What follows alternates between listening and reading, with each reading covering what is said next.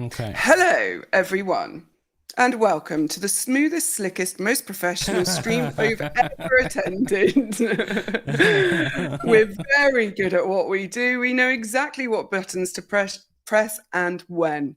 Not We that we've been even trying this for 35 minutes beforehand, 40 minutes beforehand oh to dear, see.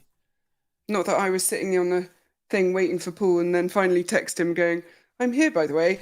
No, you're not. Oh, I am. Not on Silence my of the system. lambs. But anyway, weren't we supposed to do somebody, but we changed them and now we're Yeah. doing somebody else? So we were going to do Actually, before Rodney. we do that, hello everybody. Nice to see you all. Hello, everyone. So many How familiar lovely names. Sorry, those familiar Familiar names. name. Yeah. Milady Mercurial. I thought her name was Maladaptive Melody. Melody. Is it the same person? Are I you don't sure? know. Law Junkie, Recognize that? Stella, all of them. Recognize Helen Harris. Hello, my love. Okay, Oh, so right. Yes. Do you want me to explain what we're doing? Yes, tell me what's happening. Okay, so Rodney Alcala was who we were going to do.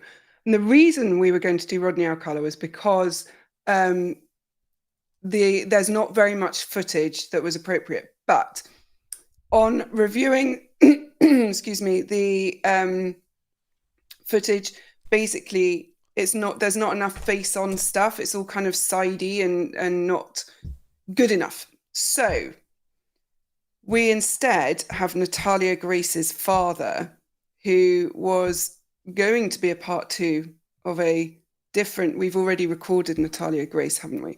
I don't know when that's out, but soonish, I suppose, a couple of weeks, few weeks. So we're going to actually just do him live, and then it's done.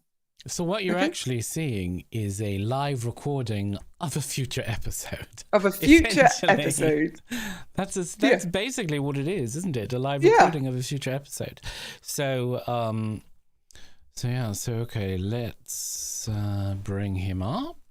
Oh, there he is, the man himself. Okay. He is the sorry, yes, I've rightly been asked which father.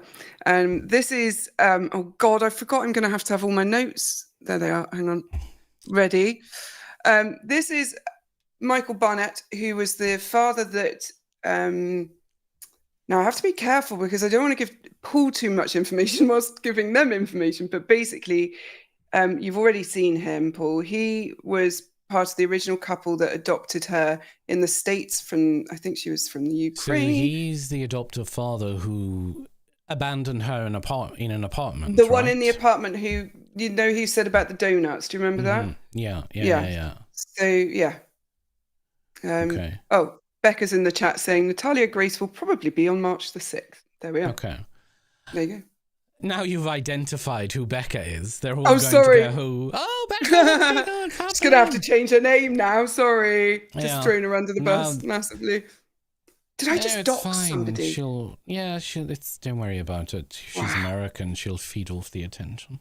That's my first doxing. I'm very excited. Let me just get the notes for. So we recorded the first episode of this particular one with Natalia Grace and Dr. Phil and the man's family, the new adopted man's family. Yeah, exactly. And sorry, can I just pause you? I just need to pause you. Please don't put in the chat anything about the man's family. Paul does not know anything about it, so just don't put anything in the chat about it. Thank you. You want me to increase my gain? I can do that. One moment, please. I know how to do that. Yeah, don't put anything about the man's family in there, please, because we won't be able to do it. So don't ruin it. I've increased my gain, Sue Grace Hanson. Is that better for you? We'll find out shortly. Sure. Yeah, well, I've increased it by 9 decibels. That should be enough. Righto. Okay. There we go. All right. So, Michael Barnett, he abandoned his daughter, as you know. And in our previous recording, obviously no one has seen, in the previous recording, you identified something was not right with him. I identified something was not right with both of them. With the black family that she was living with at the time that she was recording, and with the person that we're about to look at right now. Yeah. But and I'm assuming the black family that you're talking about is the man's family. Yeah, so the father is black, the mother is not. She's white, right, yes. Or, yes. Yes, the man's family. There was red flags all over the place, and I only saw a very short clip of him. But I think we're doing another episode on him. Am I right? Yes. Okay. And it was fascinating. I can't wait for everyone to see it because Paul immediately went, whoa, there is something not right. And was like, no, I mean about him. Excuse me. And pointed to the man's father. So... be fascinating to see. Yeah, okay. So what we've got now is the original adoptive father, right? Yes. This is the fucker who basically put an 8-year-old into an apartment. Now, obviously, I don't want to give too much away because that episode hasn't been released, so I'm assuming I just gave away my opinion on it. Fucker might be a bias being revealed. Yes, maybe. Okay, so let's watch him. Okay. So the reports of changed her age, dropped her off, left the country. We're missing a lot in between there. Well, Michael Barnett and his now ex-wife adopted a young girl from Ukraine in 2010, but they say the girl was actually an adult who was pretending to be a child. At some point, the court legally changed her age from 8 years old to 22 years old at the couple's request. I don't understand how that's possible, to be quite honest with you. How is it possible for you to go to court and just say, hey, the 8-year-old we adopted, we don't think she's 8, we think she's 22, so we'd like to actually legally change her age. To exempt us from responsibility for neglect and abuse and all that stuff. It's also like that childhood emancipation, isn't it? You can divorce your parents and stuff like that. It's kind of weird. I used to fantasize about that.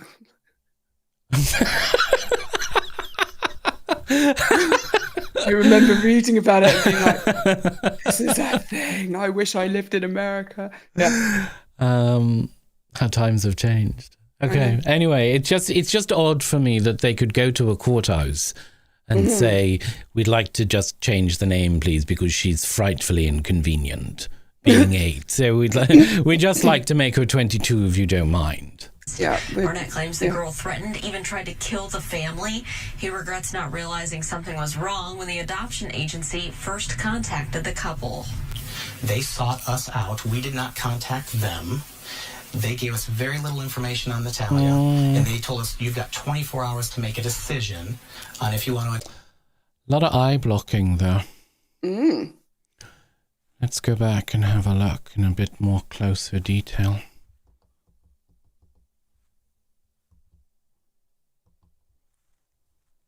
They sought us out. We did not contact them. They gave us very little information on Natalia. See that? There's eye blocking there. Quite a bit of it. And they told us, you've got 24 hours to make... Again, more eye blocking. A decision on if you want to adopt this special needs person. You got... Again, more eye blocking. There's a huge amount of eye blocking. 24 hours. We're not giving you any information. It's a closed adoption. It's very strange that there would be so much of it. A motion to dismiss charges against Michael Barnett is set for Tuesday. You can read much more about this complicated case right now in the RTV6 app. His whole demeanor is really strange, isn't it? His whole demeanor is trying to come across as reasonable. But what he's doing is he's doing a huge amount of emotional detachment and eye blocking and even verbal detachment to a certain degree. So he's an odd man altogether. His eyes are very wide, and I'm not sure if that's just his genetic makeup, but they just seem bug-eyed. You know that, like, if you remember the clip that we saw in the first episode, I was very convinced that there was some sort of mania or schizoaffective disorder or something there, because his behavior was so weird. Yeah.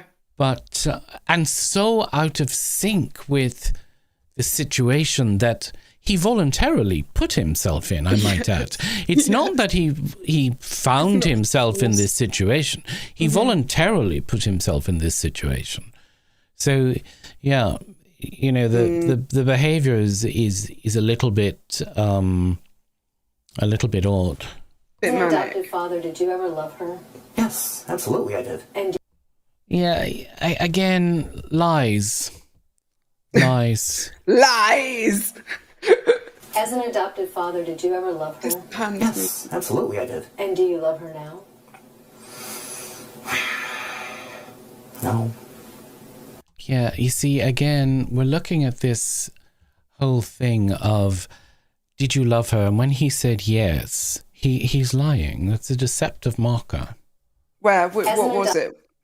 Adopted father, did you ever love her? Okay, let's...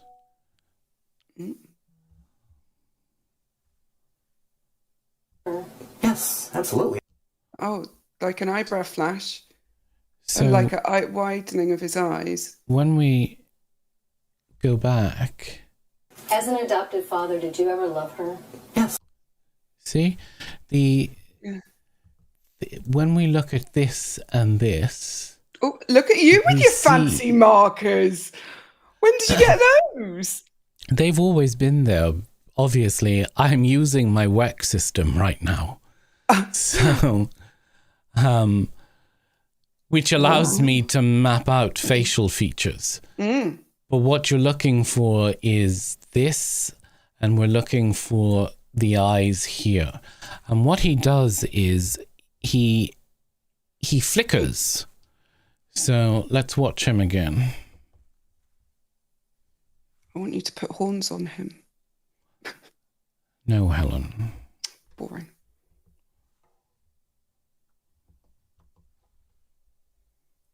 As an adopted father, did you ever love her? Yes, absolutely I did. And do So you saw the flicker and the flash and the furrowing of the brows, which is hugely a deceptive feature, absolutely. This lady here does not believe him. Just so you know. Yeah. do you love her now? How do you know that? No. See, this is a very odd facial expression. Normally, I would expect to see something like shame.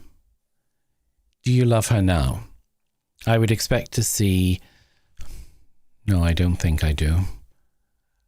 But this dismissive contempt almost is very odd. So let's watch As an him. adopted father, did you ever love her? Yes, absolutely I did. And do you love her now?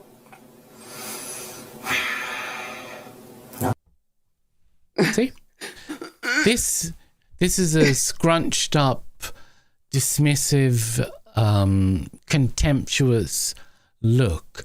And it's, now, you would use that with somebody that you absolutely hated.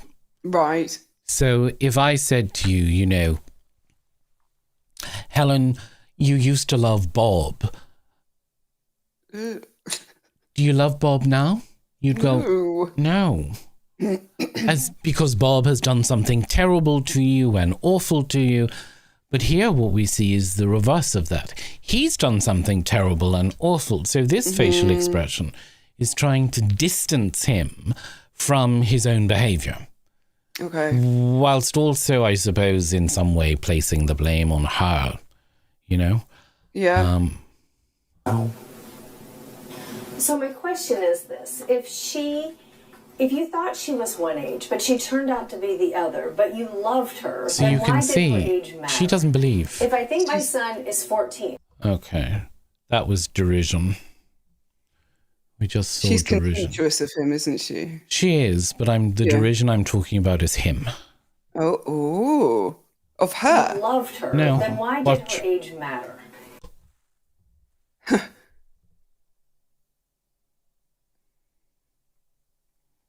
Now, this is derision. This is when somebody says to you, but why does it matter that they're not a supermodel, or that they don't look like, you know, Claudia Schiffer or Tom Cruise or whatever? You go, you don't have to look like that.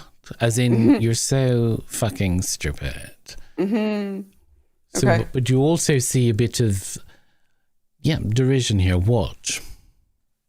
If I think my son is 14, but I later find out he's 24. Yeah. He's still my son and I still Absolutely, love him. positively. You What's going on? What's going? I thought the camera was going to flip back to him, but it didn't. Oh. Then why did her age matter? If I think my son is 14, but I later find out he's 24. Yeah. He's still my son and I still Absolutely, love him. positively. You still do. But if that was the one and only little breadcrumb or nugget, absolutely. So again, we see a widening of the eyes there. So this is basically the trapped bunny look, the deer in headlights look. So it's a very short widening of the eyes. But if that was the one and only little breadcrumb or nugget, absolutely, positively. But when you realize that just simply the age being different or incorrect is just the tip of the iceberg, but it ain't the age that would cause somebody to lose love with somebody, as you so eloquently said, that's not why I would say I don't love her today. It's been 10 years since we were together, and there was a lot of things that, again, unfortunately, due to the gag order, I can't talk about. So again, we've got these very strange eye movements. So the eyes are flickering all over the place. He's very... There seems to be almost... his body language and his words are so contradictory that they're not just out of sync. They're not just out of congruence. They're completely contradictory to each other. Right. And like polar opposites. Yeah, it's just so odd that we would see this behavior again in a situation where he has voluntarily put himself. So this is a media interview, which means he agreed to do it, which would suggest that he thought that he could convince people that possibly he's the victim in all of this and that she's the horrible person. So it's odd. Law Junkie says, I think he believes himself. He thinks his lies are truth. How is that possible? Do you think he believes what he's saying? I think he has certainly tried to convince himself that what he's saying is true, but I don't necessarily think he believes himself.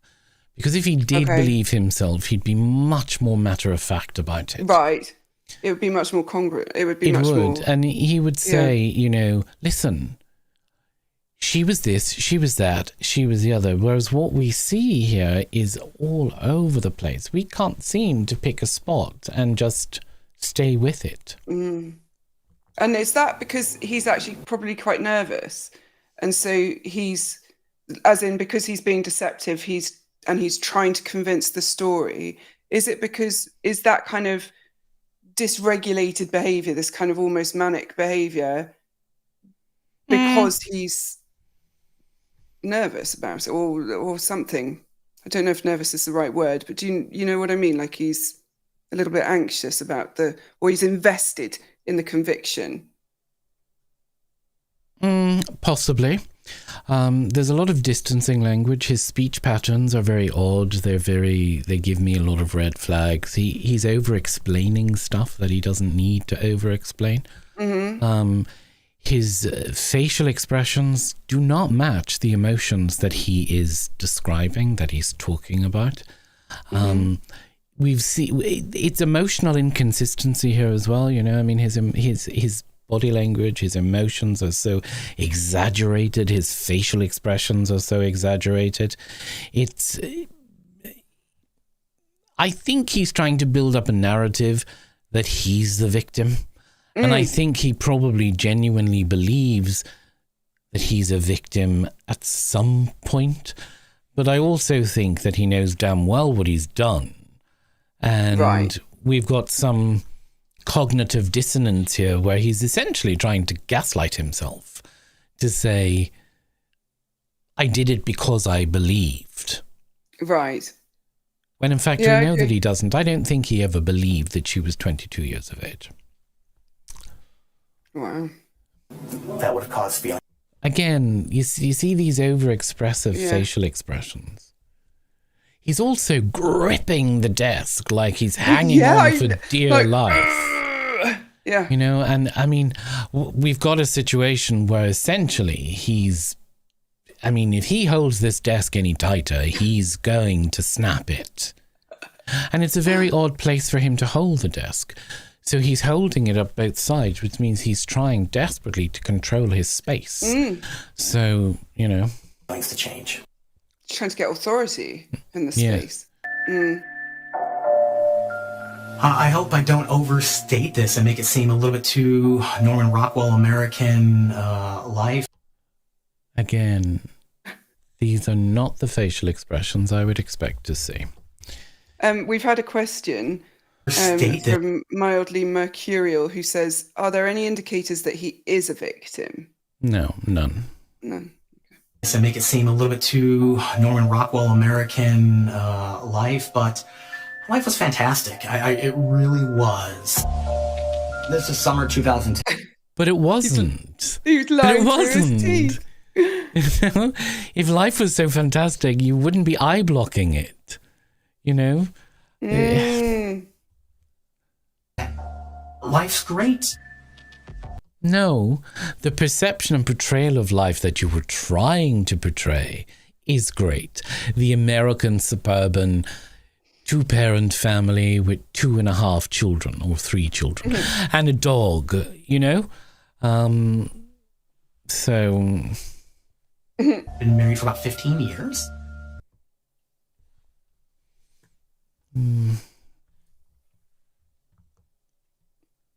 Ooh, that's a sneer, isn't it? She's a bit of a bitch, this one. Look at the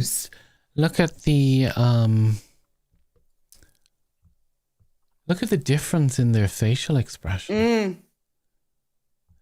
She looks pissed off, doesn't she? Yeah.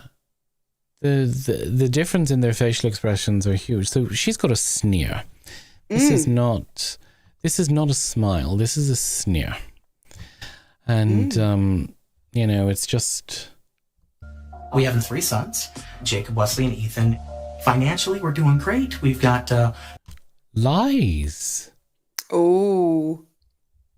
Not doing great financially. Lies. 3 sons, Jacob, Wesley, and Ethan.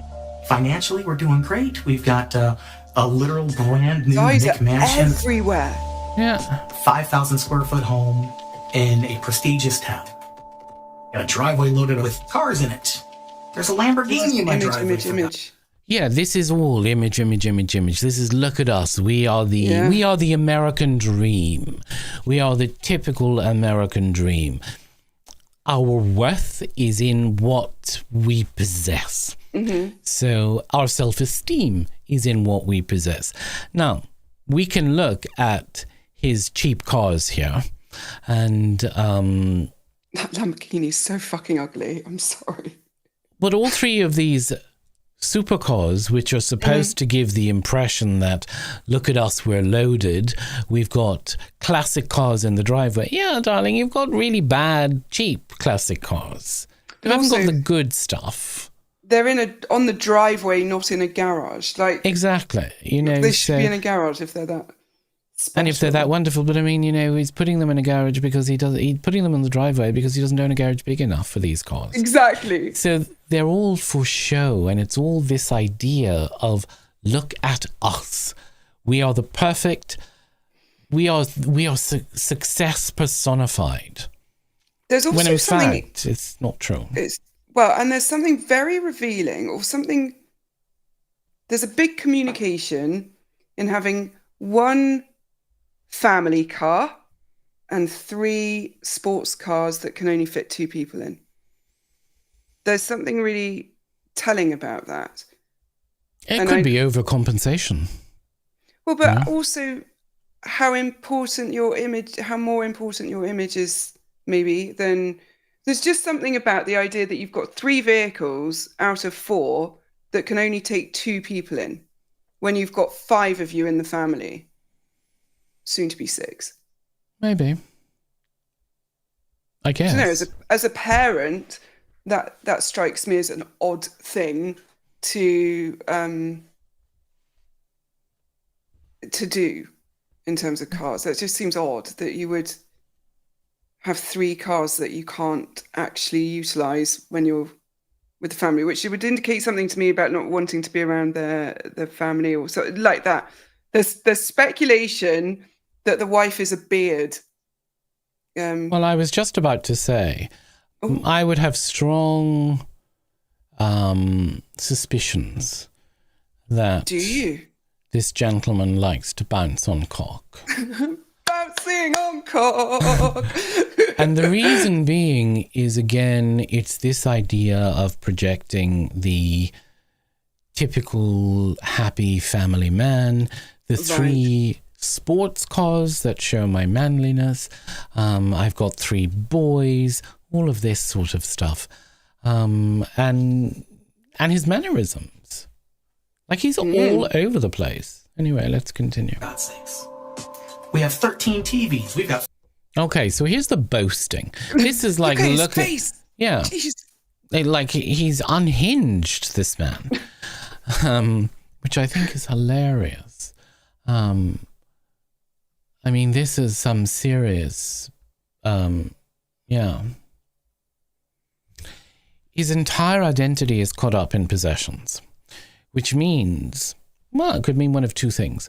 That he's trying to hide an identity, which I would suspect, or that he's trying to cover an identity.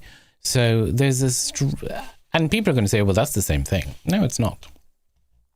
So tell us the difference. You try and hide being gay behind all of the trappings, right? Because what you want to do is you want to put a system of roadblocks in place that once somebody questions something else deflects them and goes, oh my God, no, I'm wrong. So for example, you're going to have people coming up going, yeah, definitely he's gay.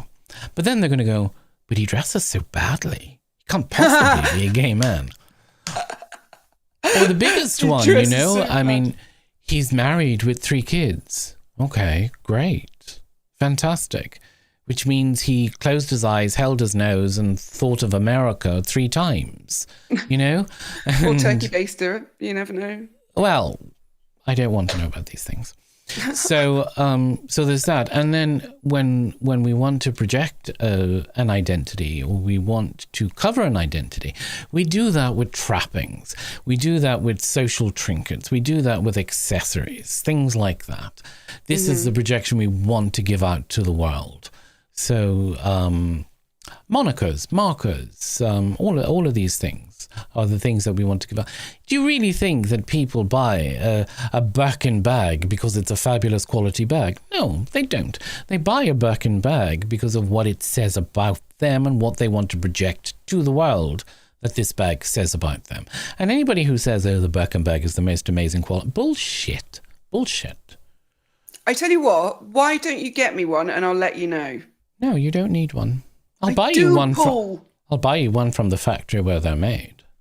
For like a £5. Exactly. Well, they're not quite that cheap, but not the, what are they, 40 grand?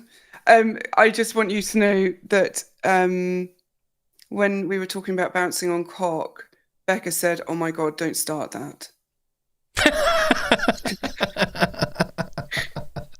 Don't tell us what to do, Becca. If we want to talk about bouncing on cock, we're going to talk about bouncing on cock. And we're going to bounce, bounce, bounce, the cock, cock, cock. We're also going to be demonetized, so what the hell? Oh, God. 14 couches. There was hundreds of thousands of dollars in the bank account. Lies, lies, lies. That was such a lie. There was not hundreds of thousands of dollars in the bank account at all, because your eyes, old chap, say differently. Old chap. More importantly, we were in a very tight-knit family. Again, look at this. Look at this sneer. She is not happy. No, this is a sneering face. I wonder what she's unhappy about. This is an unhappy child. You can tell. Really was the pinnacle of life. And again, he's desperate to project this idea of a happily married man. So we get to the hotel that night, and Christine's going to give our brand new daughter a bath. And I hear a shout from the bathroom. This was a "I'm not playing around, come here right now, Michael" shout. I get up, I go flying to the bathroom. Lies. And the color's almost gone from her face. It's almost like she's seen a ghost. She's... Lies. All lies. Wow. All lies. The color's almost gone from her face. It's almost like she's seen a ghost. She's... Almost like she's seen a ghost. She's truly frightened, and she just doesn't know what she's seeing. The incongruence, all of this area here, especially the eyebrows and the furrowing, this... no. So in the last video, you've already mentioned it, talked about the idea that he might be schizoid of some type. There might be some kind of schizo thing going on. How does that impact his markers and behaviors and stuff? It would create paranoia and mania. It would be very similar in bipolar presentation. But in terms of how, like, this kind of wide-eyed communication, would that... I mean, if he was believing his delusions, we would see much more... a much more fervent approach to it. Because when I'm trying to convince you of my delusions, I'm desperately trying to convince you. I'm trying to say, well, I mean, you know, this is what's happened, and this is how it's going, and, you know, you don't know what's happening, and there are aliens in my head, and stuff like that. Whereas here, he's desperately trying to be matter of fact and get you to believe that he's telling his truth. But everything about him is, I mean, it was stupid that he did these interviews. Like, stupid. Because he believes that's that narcissistic thing of believing your own power, like falsely, you know, being convinced that you are able to manipulate and control and influence people into believing things, even though you have absolutely no hope of doing so, right? To a degree, yeah. What's going on? Delulu. She says, Michael. It's the official diagnosis. Michael, look down. Again, if you've just seen a ghost and you're beside yourself, as he just described, this is not how you describe that. Watch. She's truly frightened, and she just doesn't know what she's seeing and what's going on. She says, Michael, look down. Look down. No, you do that when you've seen something slightly out of the ordinary. Yeah. Like, you know, there's a chap who walks his goat on the King's Road all of the time. Is there? Yeah. That's amazing. And, he's very well put together, and it's Screaming Queen. He's about 70, 80. Amazing. And he walks his pet goat, and his pet goat has a pink bow. Now, of course, everybody who lives around the area is so used to him. They see him every day. But when you see people who don't know him, they do this. They go, look. Yeah. Look at that. Oh, my God. Yeah. Look at that. Yeah. You do that, don't you? When you're like, I want you to look, but without them knowing. Exactly. Yeah. Whereas if you see something which has truly shocked you, frightened you, scared you to death so much that all the colour has drained from you, you don't go, Helen, look. You go, Helen, come in here and look at this. Look at this right now. Oh my God, look at this, Paul, look. But also, not being funny, this sounds awful, but why would you be so terrified of pubic hair? Like, it's such a grossly exaggerated reaction to... Is that what she's going to tell us? Oh, so yeah, I thought you already knew that, sorry. Sauce! Oops. Okay. Ruined it. And Natalia had Nobody full pubic spoil hair. it for Paul. Helen spoils it for And I don't know what to think. Again. What was that? That was a... Panto. That was a Queen move. That was. And I don't know what to think. Is that possible? Is that even possible? Fuck off. Michael's version of what happened here is not necessarily reliable. Oh, look at this. Very smug. Look at this. This is arrogance and contempt and superiority and smugness and I'm the hero of the moment kind of shit. Okay. Defo. Defo what? Arrogant, smug, thinks he's like the shit. Oh, yeah. 100%. At the Traders Point incident, how did the police react? I don't know. My sons and I were out in the forest. No, you won't.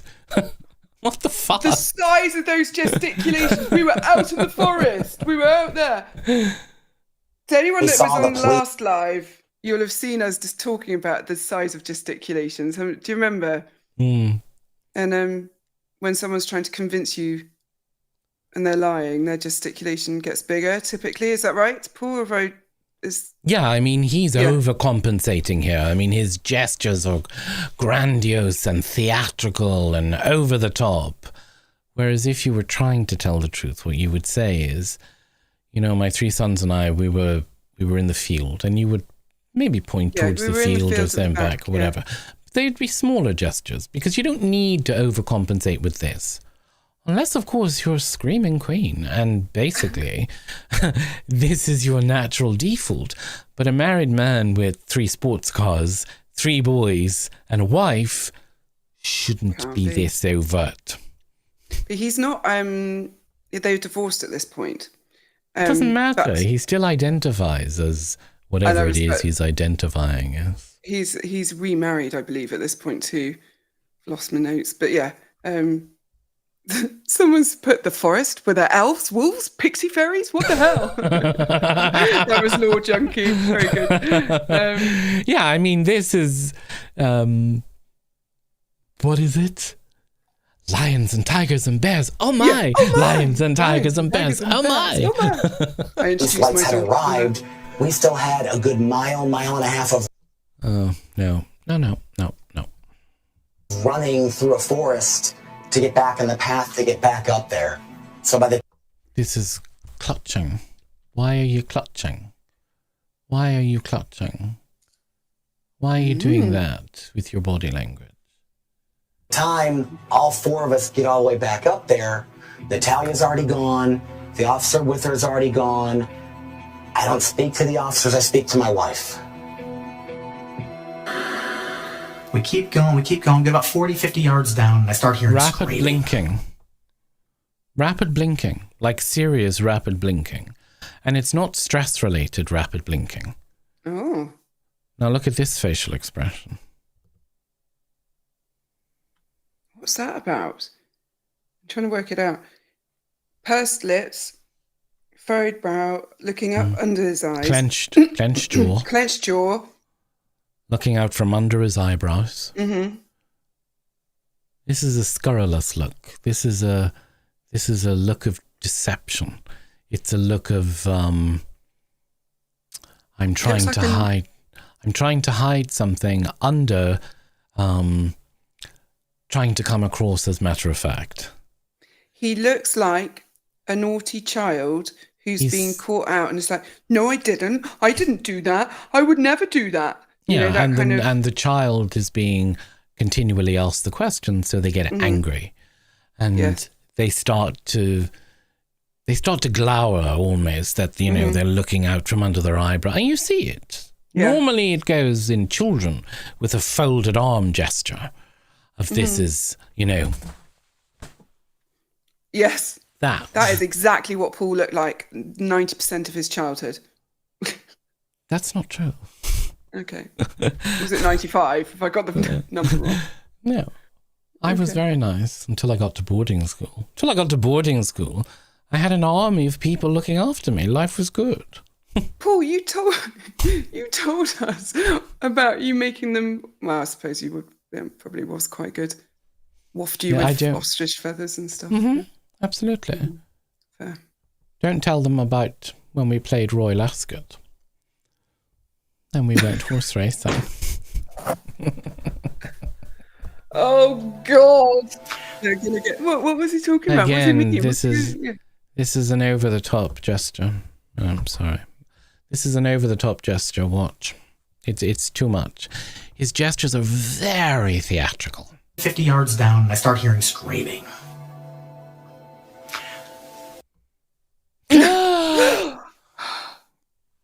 Oh my God. So this is all for effect. This is all to give you the impression that he's retelling the truth. But what he's doing with it is he's embellishing the delivery of it in order to try and convince you that it's the truth. You see this a lot with professional storytellers or audiobook readers or actors. Bad actors, but stage actors. They're yeah, but in many cases, so original Shakespearean plays were played like this, not the way we see them today. They were played like this, So it's panto. Yeah. Pretty sure that's I what turn I said. and look. Natalia and Christine are in a physical altercation. All right, Helen. Yes, you said panto. I know. I'm just saying it. There's no stars, Paul. What the fuck are my stars? Where are my stars? Oh, you want your stars? Hold on one second.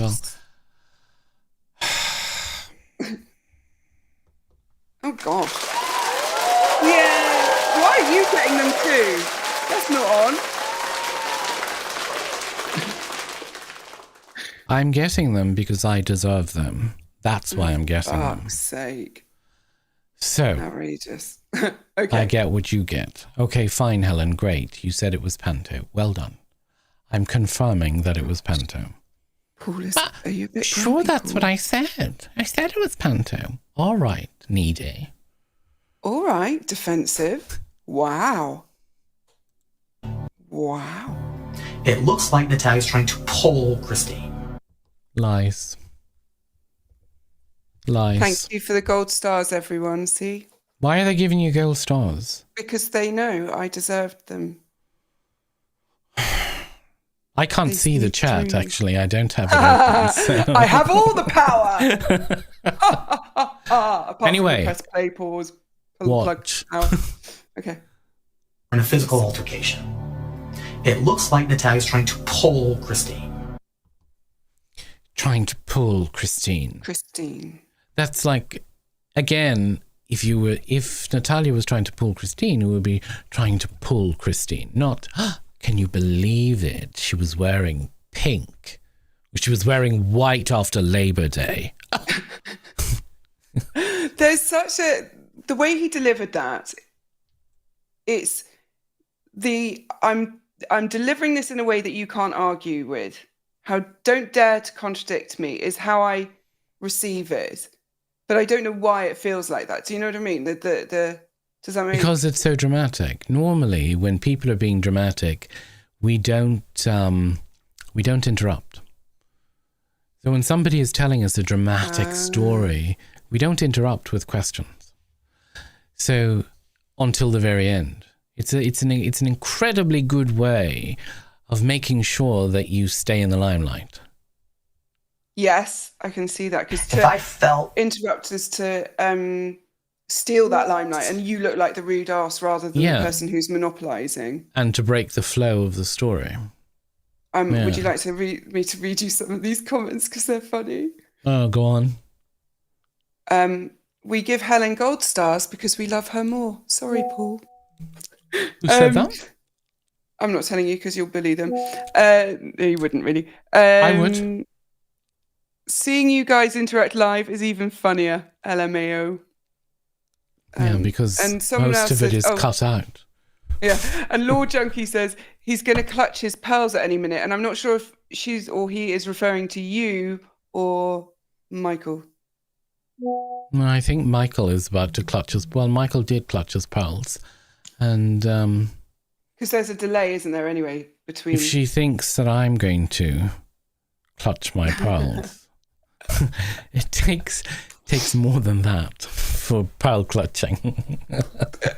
like I was ever doing wrong, I would have hit it. Knowing what I know now. Ooh, what was that? Knowing and being able to see how I was manipulated. We're about to build up a victim narrative. We're putting ourselves into a victim stance, because we can see the shift in his body language. We can see, Right. And being able to see how my sons have been manipulated after divorce. The question is, do I think Christine could have manipulated Natalia? Yes, I do. That's an easy question. The answer is yes, Christine could have manipulated Natalia. There was so much mental engineering done on me. Oh, he's trying to just disconnect himself from any of the abuse. But we've seen it. We've seen him do it. Yeah, but he's obviously convinced himself that he was manipulated into doing it. Or that's the narrative. Now, here's the thing. I don't know anything about her, so I can't determine whether she was capable of this, or a manipulative narcissist, or whatever story he's building of her. But there is a strong possibility that it is possible that he was manipulated and gaslit into believing stuff. It, however, does not excuse leaving an 8-year-old child in an apartment. So I don't care how manipulated you are, how gaslit you are, you made a conscious choice to abuse a child. It's that simple. It's that simple. So you can play victim all you want, but there are some things where, no, you were the adult in the relationship. 100%. You chose to abuse. Yeah. Now, And are there mitigating circumstances? Maybe in law there are mitigating circumstances, but in common decency and social, I'm going to say no. That built up and I blew up and things ended. Again, over the top. So negatively, so poorly. She and I are truly unable to even exchange an email. That's how bad it is. How bad she is. Every day I would come home. Can I just pause for a sec and say, just going back to what you were saying about kind of enabling parents and abuse, not, if someone is stood by not intervening when there is abuse going on, they are complicit in the abuse. And it's us, the idea that he was part of that and he allowed that to happen. He was an adult, as you say, and it doesn't matter that he was manipulated or gaslit at all. I mean, we all know my feelings on this, very strong, but yeah. So there we go. Thanks. And best case scenario is Christina's sitting on the couch, angry, and His mannerisms are incredibly effeminate. They are, aren't they? Yeah. Natalia's in her room. For somebody who's so desperate to come across as alpha male. Macho. Sports cars, family man, wife, children. He tries to come across as virile and, thrusting. And in fact, he just comes across... he just comes across as a queen trying to act straight. Badly. That is the best Badly. case scenario for the next 2 years. He's trying to remove himself from any sort of responsibility or accountability here. Everything, but the thing is, he knows what he's done is wrong. And we know that he knows what he's done is wrong because of this. Dun, dun, dun. What does that mean? That means that this is essentially a sitting fetal position. Oh. Where he has wrapped himself up into a small enough ball as possible in order to protect himself from essentially the scenario that he is describing. Now, we see this in victims as well. Right. What we don't see in victims when we see this fetal position is this. His head up. I thought, is that what it is? His chin. His head up, his chin thrust out, his eyes straight ahead, his eyebrows straight. So what we have here is almost narcissistic. So wow. we kind of have a juxtaposition of somebody who is trying to play victim, who knows what they've done is wrong, so we see the body go into that fetal position because obviously he feels like he's going to be attacked, and rightly so. But also somebody who believes in his own infallibility to convince people that he has no accountability or has done any wrong in this situation. He's a fucking asshole. What was the That's worst a case diagnosis right there. I told the cops this anyway. I mean... Okay. Oh, for fuck's sake. The dramatics I've got to are ask too you, much. there's a question in the comments that is being debated. Yeah. What's that? Which is, I'm just see, I don't know who started it. Oh, yes. I'm scared to even ask you this because I know what the answer is. The question is there autism? No. No. That was a very constrained response. There might be bipolar, but there's certainly not autism. Okay. No. So there you are. No Do autism. you see autism? No, not in the slightest. So why do they see autism? I don't know. I think, let me see what the... I think what people are maybe seeing is disassociation and detachment. Certainly detachment. They might be confusing that with autistic traits. Yeah, and maybe the exaggerated communication being a misstep in social cues that you might see in autism. You do see that with the, like... You do, but you'd also see other markers that go alongside it. Yeah, I don't see any autism. Like, he's not raising my autism flags at all. Not I told the police this when they came to me 3 years ago. Again, it's the arrogance is palpable. Even his shoulders, Paul, like they're like, and his movement has gone from that hand thing to, or sorry, not his foot movement, his posture has gone from this smallness to this broadness. There's a... Oh, he's still clinging on to himself. Though. Yeah, but see how like the space there is bigger, isn't it? No? Have I? Not really. I mean, maybe what you're seeing is his head has jutted out a bit. Right. Which might give the impression. So rather than his head being straight, he's moved it out to the side and tilted it. He's also sat up a bit straighter. So yes. he's trying to make himself a victim. He's just doing a terrible job at it. To talk to me about Natalia. You know, maybe he should have taken some acting lessons. Maybe. So, maybe he thought he was too good for them. We had an eye flash there. Why did we have an eye flash? Oh, an eye flash, ladies and gentlemen. To me 3 years ago to talk to me it was about just Natalia. An eye flash. Yeah. So if I'm... Oh, yeah. Talk to me about Natalia. To talk to me about Natalia. So if I'm... To me 3 years ago to talk to me about Natalia. So came to me 3 years ago to talk to me about Natalia. So if I'm... Something wrong there.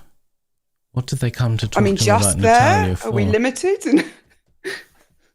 Something about that particular interaction suggests that they wanted to come and talk to him about something which he was not, which caused him distress. Is there any... There was obviously physical abuse. Was there any sexual abuse? Not that I'm aware of. Let me look in the notes.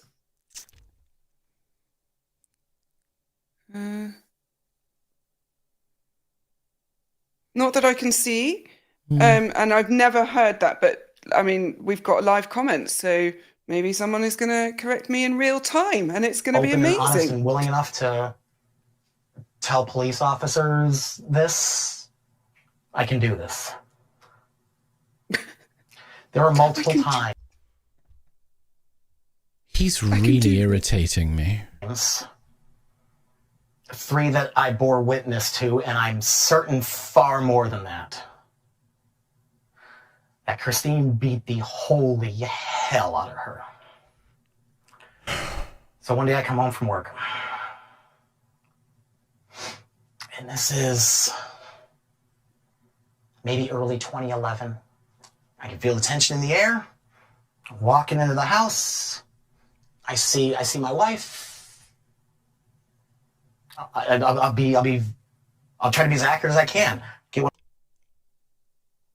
Try and get your lies straight. Let's try and remember what we've lied before so that, you know, we can get the story at least halfway accurate, because it's an entire fabrication that we're seeing here.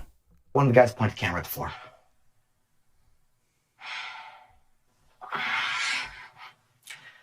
I need... Oh, fuck me. I'm sorry, I shouldn't laugh because it's awful, but because of what he's done. But also, he is laughable. Like, it's awful. Awful. I mean, what performance. Why?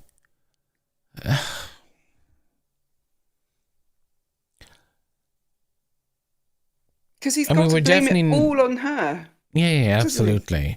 For sure. I was the victim. This is awful. She was the monster, blah, blah, blah. And it's possibly true. But the more I see him, the more narcissistic behavior is happening. But it's a covert victim narcissism. Now, yeah, covert narcissism are going to have grandiose tendencies as well, of course, but they're going to try and hide them under self-efface. And this is what he's doing.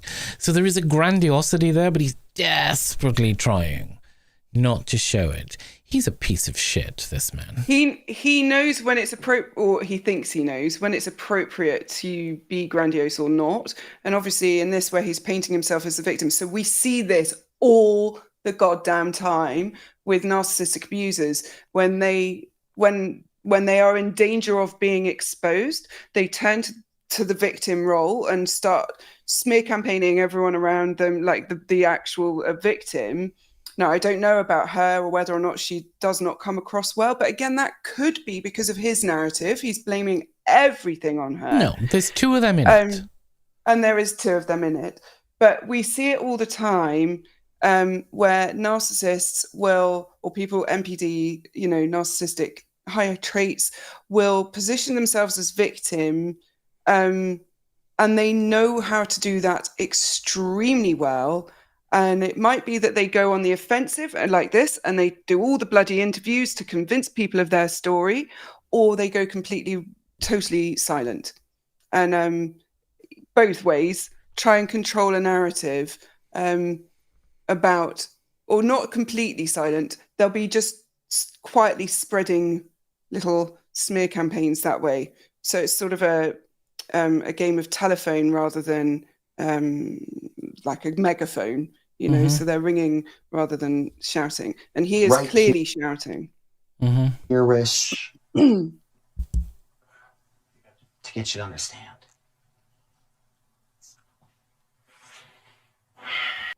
I have to brace myself.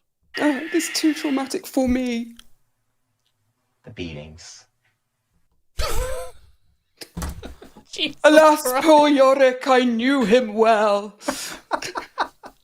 Amazing. I'll play it again, Paul. Play it again. I mean, it's like...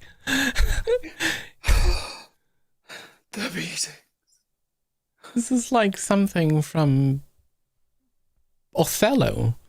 You know? Pirates of Penzance or something, isn't it? Just it's awful. So dramatic. It's like, what the fuck? A2 Brutus. Fuck off. I really want him to burst into song. The beatings. I mean, look at it. Were similar to this.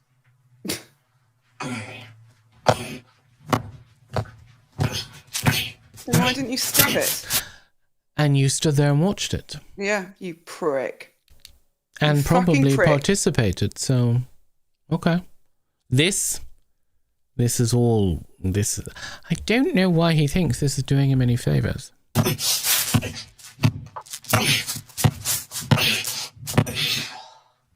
Okay. What he's actually doing here with this is trying to get all of the adrenaline out of his body. Is it? I was wondering if there was this... He is a coil of cortisol and adrenaline. And this helps him to get it out. And possibly by showing this and beating the floor and then hurting himself by showing you how bad it was. Because, you know, if he hurts himself doing it, can you imagine what it felt like for Natalia? Yeah. He's... So that anybody would see autism in this, get a grip. No autistic person is going to act like this. No. Not unless they're having a rage attack, but he's not having a rage attack. He's No, basically... if it was a meltdown, it wouldn't even look like this in the first place. This is too structured and performance and controlled. You know, yeah, it's This is very thought out, controlled behaviour.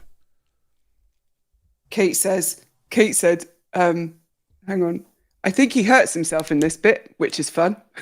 And then mildly mercurial says, Kate, laughy face, you're my people. Yeah. But he hurt him. I mean, I don't think he meant to hurt himself, but it's good. It buys into, because now, with the pain in his hand, he's going to be able to structure his facial expressions to show pain. Ooh. He'll probably start crying now in a minute. Oh, God. Ow.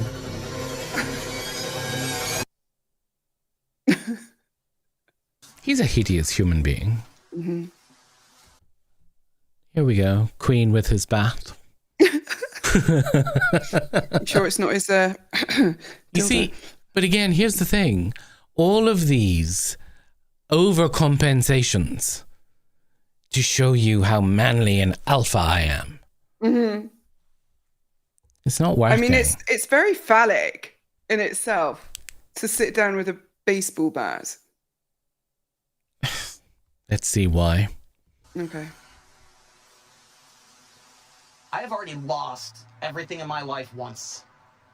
If you were to show up here, right now, and you were to tell me that you've got my youngest son, Ethan. The arrogance, superiority, narcissism, intent belief in self, and ability to manipulate is incredible, all in that sentence. And my middle son, Wesley, in your car with you right now. And you're going to tell me, Mr. Barnett, you can see him for 5 minutes. Mr. Barnett, he referred to himself as. Why That's would you hilarious. refer to yourself as Mr. Barnett? I know. Amazing. Odd. You can smile. You can hug your children. It's only for 5 minutes. But to do it, you need to cut your arm off. Oh, fuck off. Oh, fuck off. You.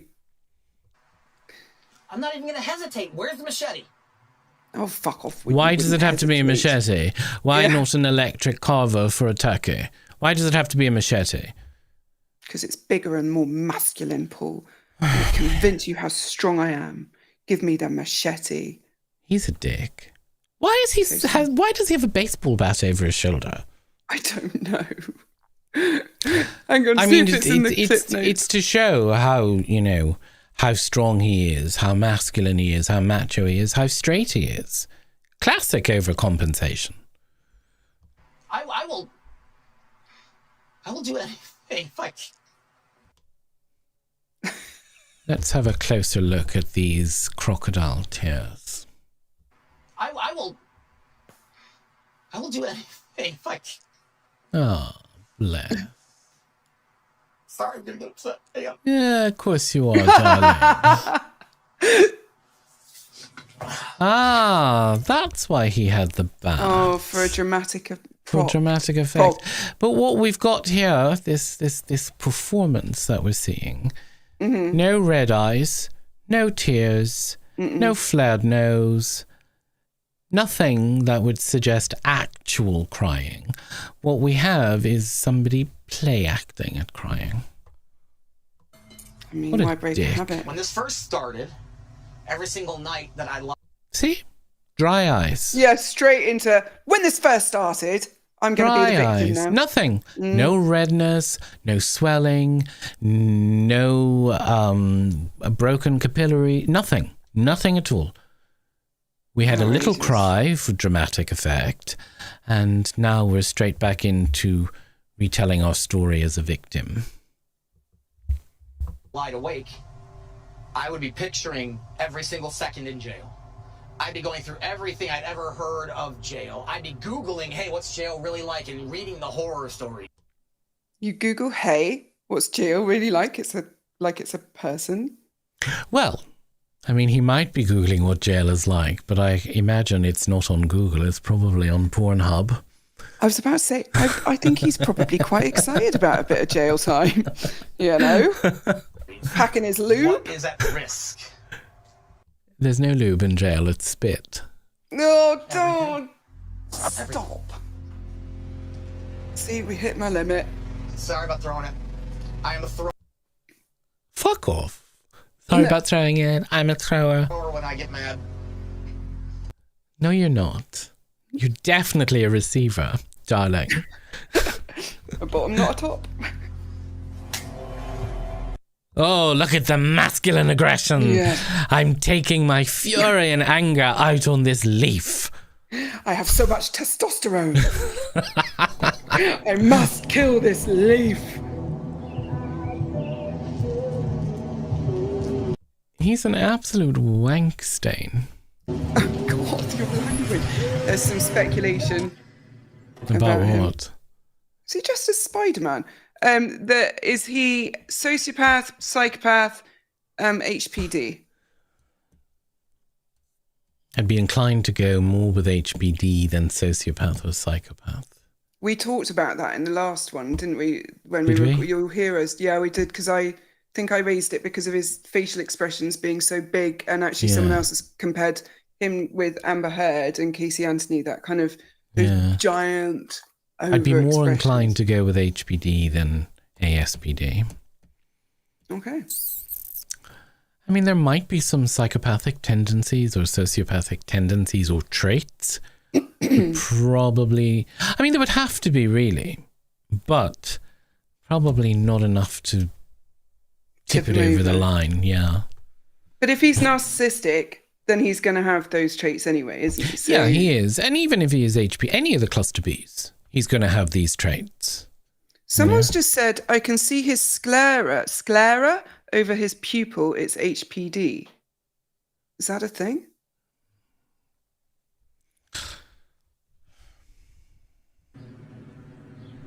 What happened there, Paul? You didn't ask me. Okay.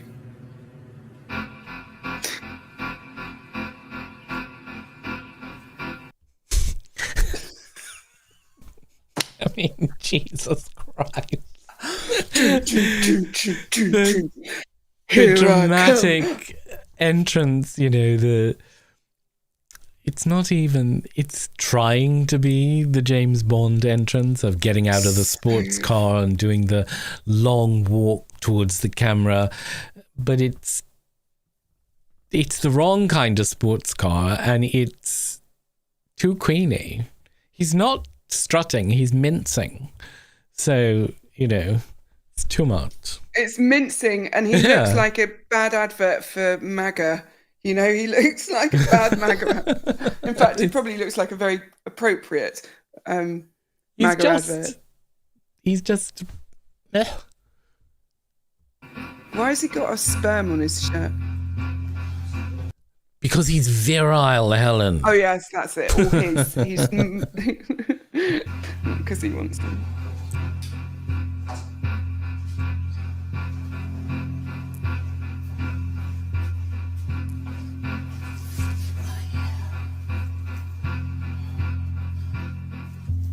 Oh, she's nervous, isn't she? Yeah. Well, I mean, reasonably so, I would say. Oh, well, no, absolutely. But it's interesting because in the other one, she didn't seem to show a lot in her face, did she, at all? And there just seems to be a bit more. No? Maybe she learnt to be more expressive. I don't know. Maybe she's had therapy and connected with her feelings. Yeah, that's another one.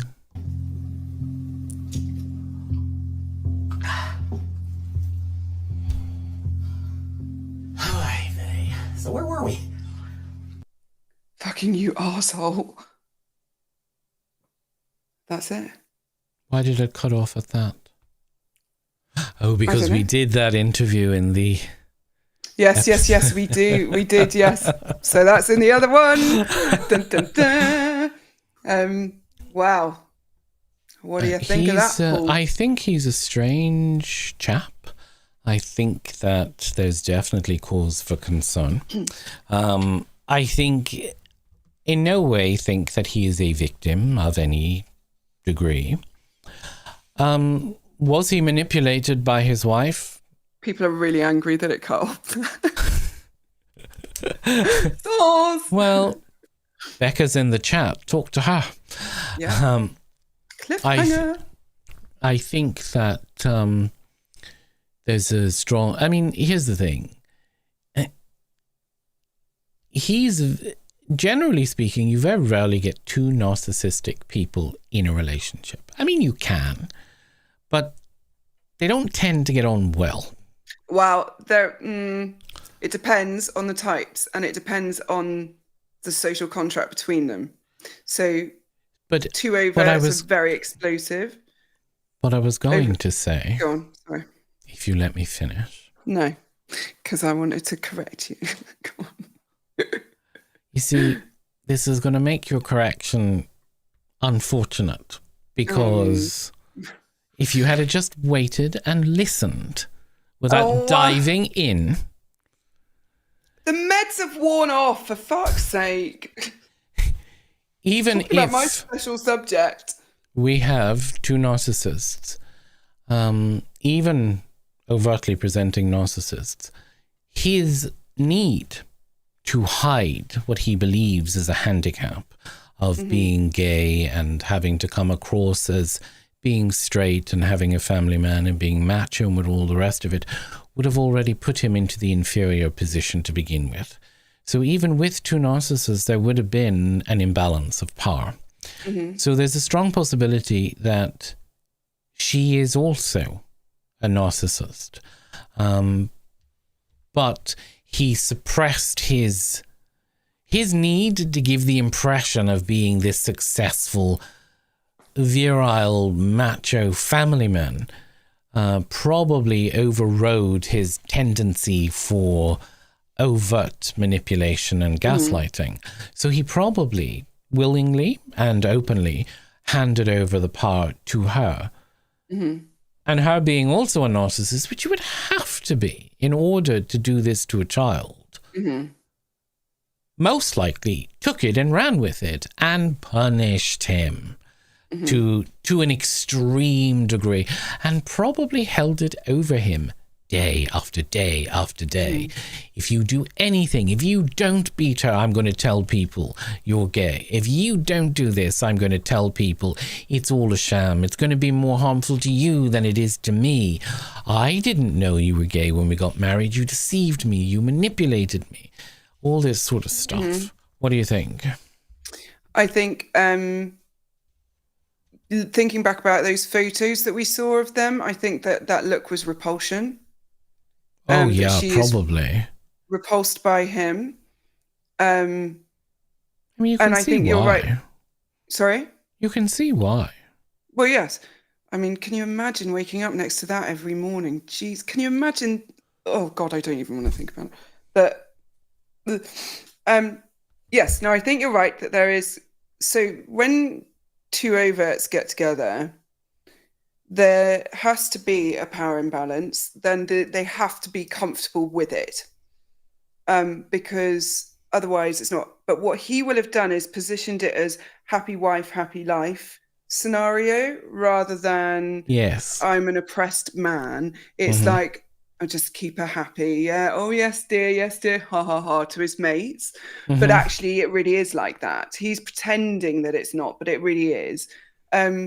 When you get overt and covert together, it tends to end up being unsuccessful because the covert becomes so self-victimizing and the overt becomes so dominating that it ends up kind of breaking down, because that and two coverts will be intensely enmeshed, and that will be fine until one of them betrays the other in some way, shape or form.